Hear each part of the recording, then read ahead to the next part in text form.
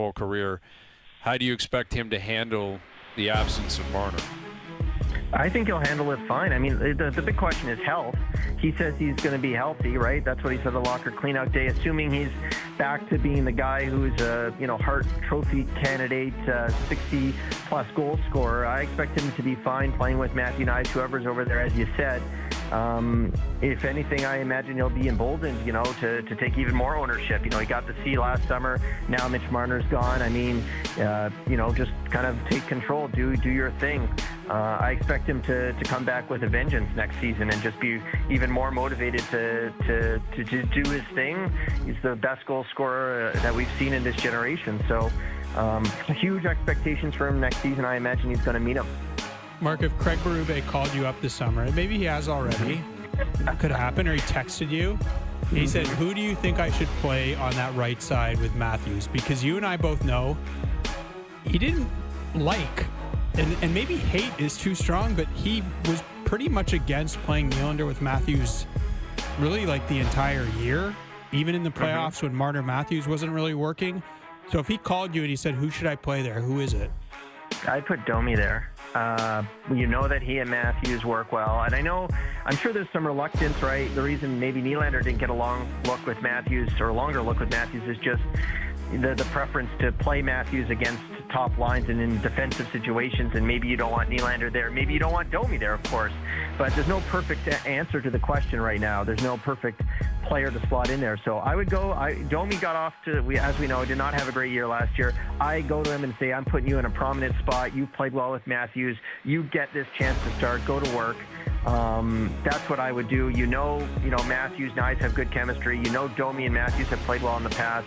And then Tavares and Nylander, you should have another effective line there, and then you build out from there, and you hope you have a good kind of shutdown third line that you can, entrust to the defensive matchups, and that's what I would do. That's at least how I would start. And obviously things are going to bounce around, but you've got to get more out of Domi during the regular season next year, and I think that's a great way to do it as well. Masters, I've been screaming all the way from Edmonton that the Leafs need to get a puck-moving D. They don't have enough of it, or they have maybe one. These guys aren't exactly biting. Jonas is nodding his head now, like, yeah, I'm with you, Struddy. But what do you say, Masters? Are you happy with what they have there, or do they need the guy I gave an example to is Shane Gothenspier. Not saying they can get him or he's the perfect guy, but quick puck moving, get it up to this group of forwards. Yeah, I mean, Brad Treliving acknowledged that in his postmortem of the season, is that they'd like a little bit more of that element on the back end. It's just everyone's kind of locked in on the defensive side, and they focus so much on trying to fill some holes up front that it's kind of been a forgotten thing. Like, everyone's locked in there. A lot of questions about Morgan Riley. He's obviously got the no-move clause. Maybe he gets a bounce back. I suspect he'll be back on the top power play unit with Marner moving on as the quarterback. We'll see. Obviously, he's been there in the past. Maybe you can, with 1 year under his belt with Craig Berube's system, he'll be a bit more comfortable and can just, be more of himself. It's a question mark for sure, but they have lacked that, and it doesn't look like there's an easy answer to that question either. But I would agree that they could use that. It certainly was evident that it was lacking.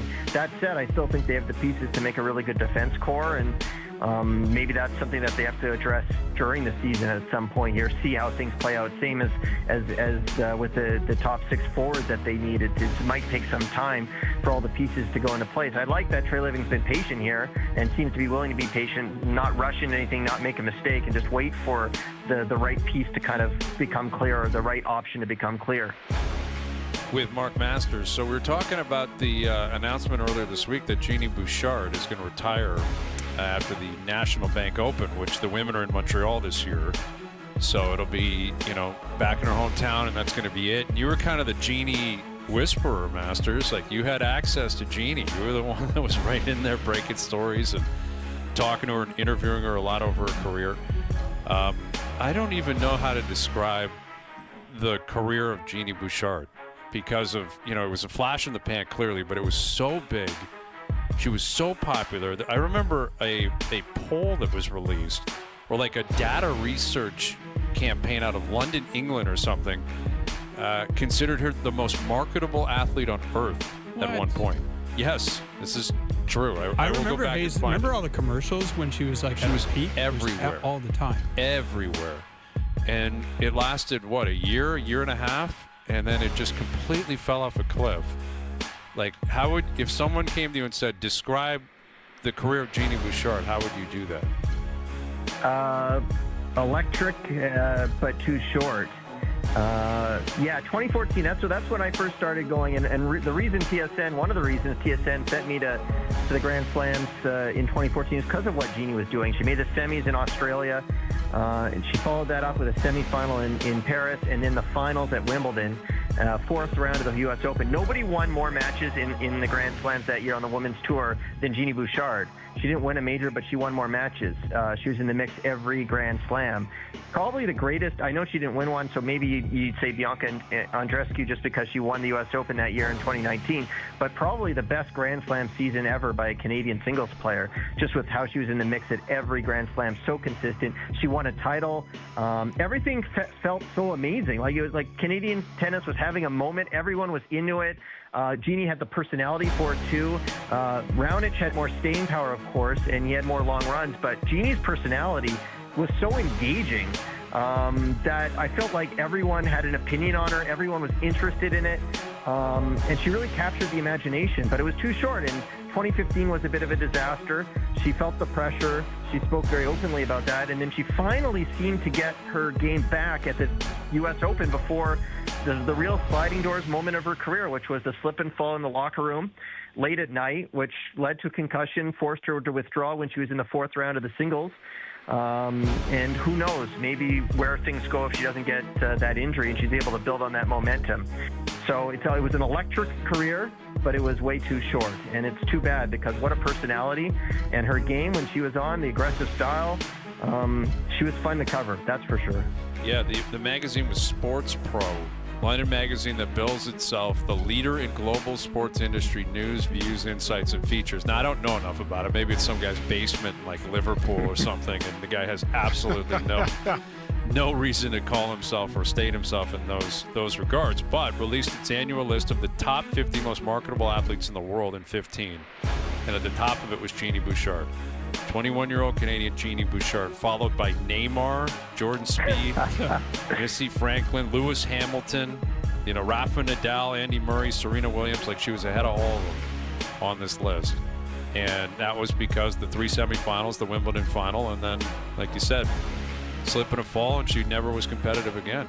Kind of crazy. Go ahead, Jonas. She had one big moment after that, really big moment where you remember Sharapova had the doping ban, yep. And she came out and she said she felt that Sharapova should be banned for life, and nobody was really saying that, no one on tour at least, and they ended up playing each other in Madrid.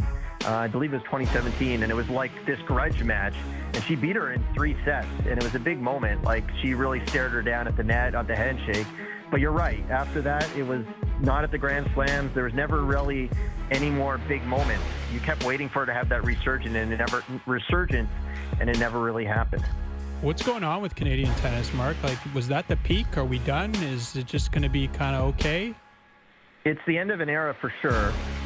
Genie Bouchard, Milos Raonic, Vasek Pospisil, and Pospisil's coming to the end too. I imagine we're going to hear some news on that soon.